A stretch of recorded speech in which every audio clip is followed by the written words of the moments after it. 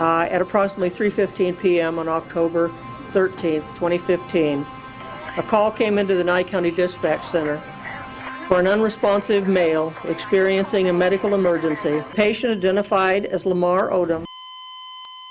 Lamar Odom was once called the next Magic Johnson, but Odom's career is a tale of two stories bound to one person. Because while he could do anything you wanted on the basketball court and was an otherworldly athlete, he was also haunted by demons throughout his time in the NBA. Addiction, loss, and drama followed him wherever he went, and he wasn't able to overcome those issues until they had long since run him out of the league. With every passing season, the personal section of Odom's biography got longer than the basketball section, and in the public eye, Odom became more known for his lowest moments than for his talent. We're going to give you the full picture of one of the most interesting careers in NBA history, so sit down and lock in. We're going to tell you a story.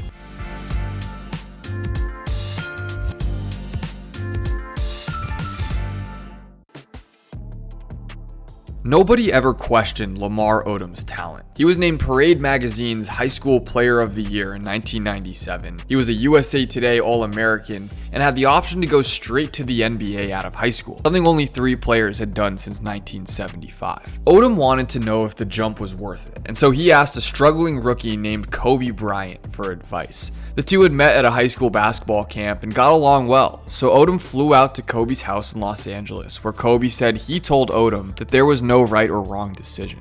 Odom then decided that he wasn't quite ready for the NBA, and he committed to the prestigious UNLV instead to play college ball. But this is where the issues began. Odom originally caught heat when a Sports Illustrated article questioning the validity of his ACT scores emerged.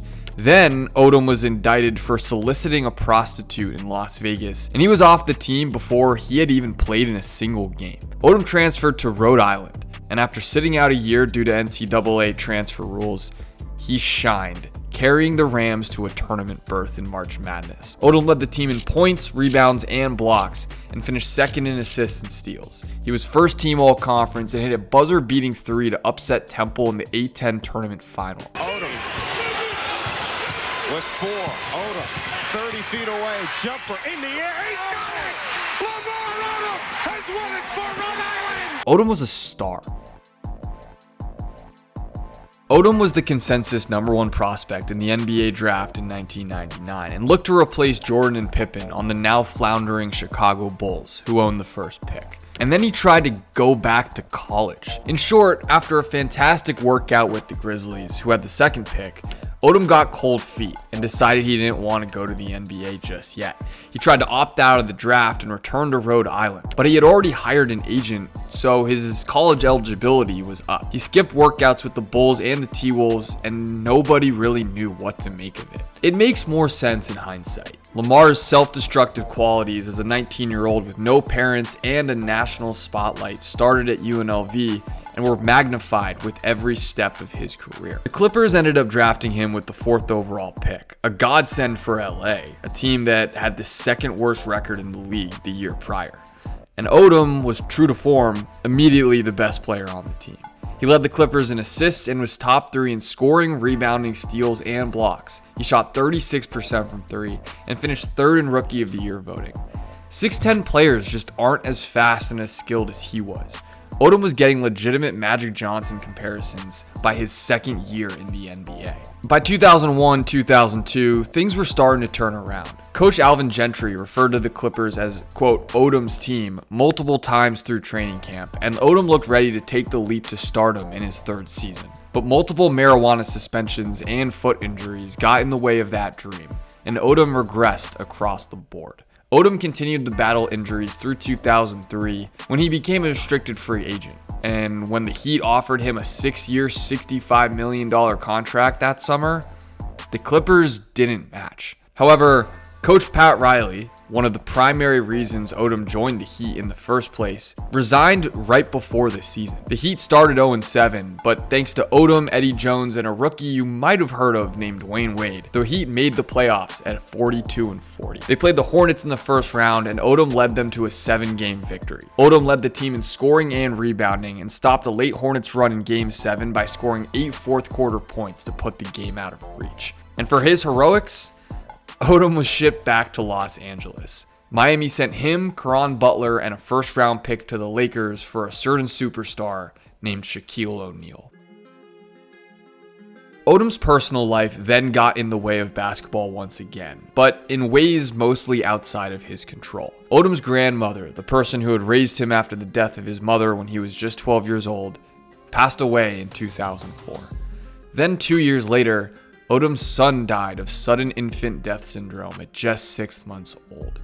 His relationship with his longtime girlfriend and mother of his 3 children then deteriorated after that. Odom was robbed at gunpoint when he went home to Queens that same year, and Odom's father, a heroin addict, had never been a significant part of his life, but the genetic propensity for addiction was certainly passed along. Odom started doing cocaine when he was in Miami, and he became a cocaine and sex addict during his time in South Beach. Yeah, drugs was that was my girlfriend. I had a wife and cocaine. And yet, all this didn't significantly impact his play or his relationships with his teammates, at least not until years later. Odom was still the same freak athlete and unselfish player he built his brand around. Teammates still described Odom as fun to be around. He signed autographs for kids. He bought suits for the Lakers rookies every season. I mean, Odom got the nickname, quote, the Candy Man, because he used to eat candy before games, and he had the ability to connect with teammates both on and off the court. And every day in the morning time, he got like 3 bags of candy, on the bus. He brings candy to the plane. When we going to shoot around, he got bags of candy. He brings so much that he offers to everybody because I don't think he can eat it all by himself. And Odom was still a perfect complementary piece to any star. Kobe Bryant was obviously not the easiest player in the world to play with, but Odom's ability to do everything the Lakers needed was crucial to their title runs in the late 2000s. He could run the triangle, he could create offense on his own, he could play any position. Odom really did do it all. Odom was on the way to being an all-star in 2006, during what was, to that point, the darkest period of his life. He averaged 17.5 points, nearly 9 rebounds, and 5 assists per game before he went down with a knee injury that cost him nearly 30 games. He and Kobe carried a team whose third best player was either Luke Walton or Smush Parker to the playoffs. Make no mistake, it was mostly Kobe, but Odom was a dynamic and versatile second option. The Lakers then completely retooled in 2008-2009, adding Pau Gasol, Derek Fisher, and Andrew Bynum, while Trevor Ariza developed into a near-starting caliber player. With a starting 4 of Kobe, Fisher, Gasol, and Bynum, Odom started coming off the bench, splitting starts with Ariza and Luke Walton. Odom, like most players, didn't want to come off the bench, but when he looked at the team, he understood that playing his role would make the team better. That season would go down as one of the greatest in Lakers history. They won 65 games and flattened an inferior Orlando Magic team in the finals. Despite coming off the bench, Odom played starter minutes throughout the entire season and played the 3rd most minutes in the playoffs, behind only Kobe and Pau. Lamar Odom was finally a champion, and it had been a long time coming. He had always had the talent, but he'd been the first guy cast aside when things didn't work out. Odom had been a scapegoat, he'd been a trade asset, he'd been injury prone, he'd been a head case. But all of those labels are temporary. A champion, that's forever. The Lakers took a chance on Lamar Odom, and he proved them right. Odom got married to Khloe Kardashian that offseason, and instead of being consumed by the media frenzy, people around the team said Khloe was good for Lamar. Odom was on Keeping Up with the Kardashians and had his own spin-off show, Khloe and Lamar. But despite battling addiction issues, Lamar Odom was at a high point. He'd signed with the Lakers for 4 years and $33 million, and it paid off. In every finals game that ended within 10 points, Odom played for the entire 4th quarter. When the game was on the line, Lamar Odom was on the court. And so that next season was more of the same. 57 wins and the 2nd seed in the West. Though this time, Odom won 6th Man of the Year. Stan Van Gundy actually called the award an insult to Odom because he was more talented than nearly every NBA backup. Odom's skill set made the Lakers bench units better. His energy made the starters better, and he was finally recognized for his talent. But this was as good as it ever got.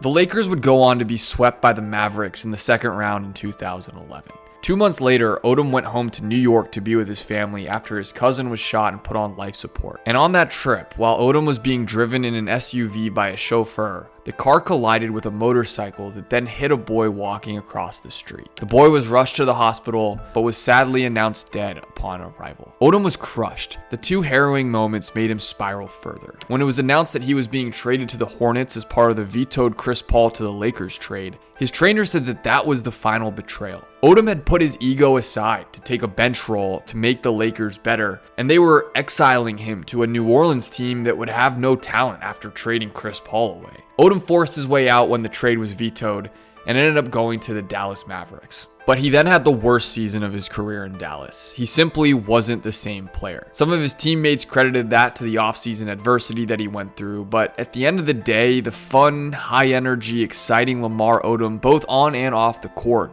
was gone. He was quiet, he didn't connect with his teammates or coaches, he got in a fight with Mark Cuban in April and left the team after that. His addiction was reaching its peak, and he was out of the league within a year. Odom was arrested in 2013 for a DUI. He lost more family and friends. Rumors emerged about his addiction and infidelity, and in July 2015, Khloe Kardashian filed for divorce. 3 months later, Odom was found unresponsive in a Las Vegas brothel. Odom suffered 12 strokes, had kidney failure, 6 heart attacks, and was in a coma for 4 days.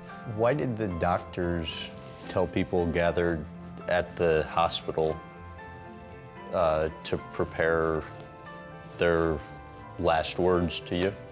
Because I was gone, I was dead.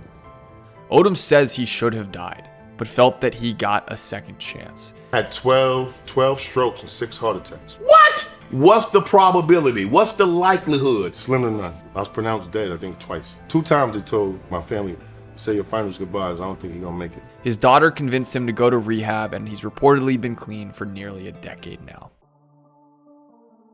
Odom has lived a quiet life since overcoming addiction. He spends most of his time with his kids, he has a podcast, he invests in local businesses, gives money to charity, and still tweets about basketball. And he released a documentary called Reborn that chronicles his experience using medical ketamine treatments to overcome depression and anxiety.